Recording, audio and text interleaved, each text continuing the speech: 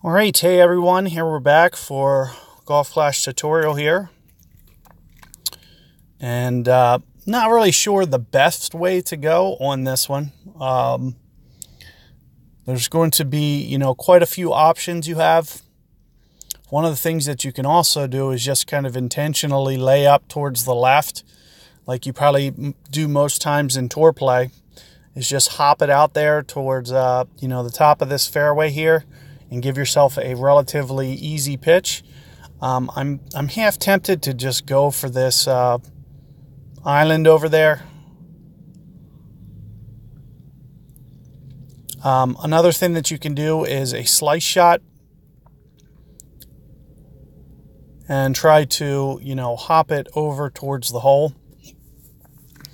And one of the things that I'm thinking about for precision for actually pulling that shot off, I'm tempted to just kind of do it with a landscape curl,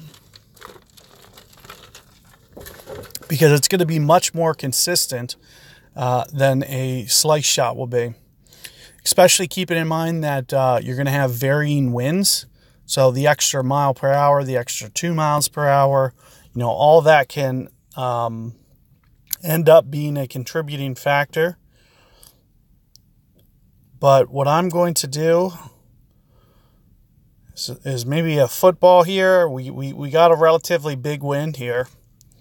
So I'm thinking maybe a football, maybe about 2 backspin, more or less. And what I'm going to do is I'm going to aim more towards the left of the rough. You can see that with the arrow, the way that the wind arrow is pointed, I'm probably going to land in the left rough. However, when I go landscape and actually go into this landscape, first off, I'm going to take off a little bit of power. I don't think I'll need the whole thing. But as I mentioned, once it actually curls, it should land much more right. So let's see what this looks like. Well, that looked pretty good, but it looks like I might have not needed that much backspin. So we'll try something similar. Keep in mind, you might have to just play around with the, the power, depending on the wind that you get. It's going to vary significantly. There's a chance that with that football that I just hit, what did I have, 15.8 or something? There's a chance it'll be down as low as 13 something. So, that might be a contributing factor as to, whether it gets over, stuff like that, to where that you'd want to start thinking to do berserker and, try to do a berserker shot. It's also going to be very land specific. Had I gone full ball there, I probably would have gotten up by the green. So this is also something that you want to be thinking about. And here you can see, even with a dead ball, my opponent gets up past the green.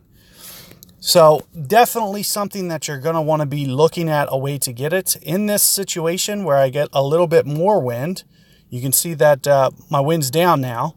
So I'm going to add some power. Now what I'm going to try to do here is maybe one backspin. Try it like this. And I'm going to use very minimal power. But again, I'm going to kind of intentionally point it towards the left-hand side here, almost towards the rough, because when I actually go to curl this, it should come back. And here you're going to see that I'm going to use much less power.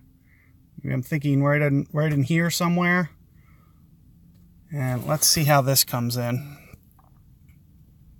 So far, so good. So couldn't get it to hop up on the fairway, but you can see we're right up here by the green. Gives you a very good chance with very little effort. You can see that I could kind of concentrate on perfect ball. Didn't have to do, and to be honest with you, you can see that I over curled it. So there's a chance, especially with the football, that your iPhone would have enough curl, or especially an iPad, because you can curl a little bit more with an iPad. So iPad would probably, give you enough curl, because you can see that I'm to the right of the hole. So especially with a football, if I can put more side spin on than that, then I can get that over back to the right enough.